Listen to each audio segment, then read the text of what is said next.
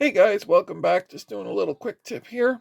Still working on the 2055. As I was sending it around the track, it was still making that horrible gear stripping noise. After checking it and lubricating it and everything, I was just didn't know what was going on.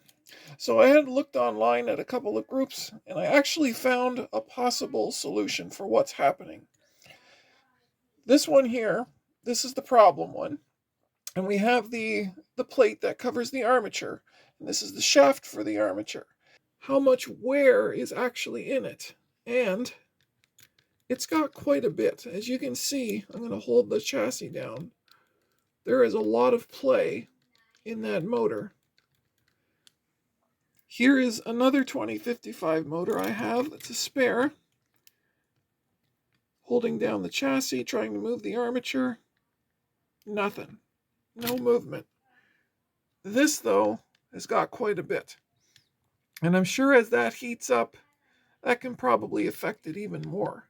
So I think what the solution is, according to the fellas on the other board, is I'm going to swap out these plates, put the tighter one back on this motor, and that should solve the problem.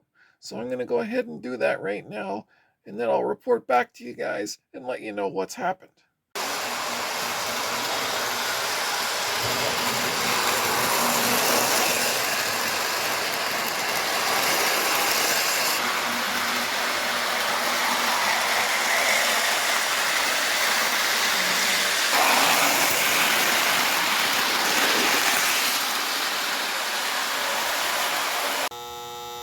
Well, changing that cover plate seems to have helped.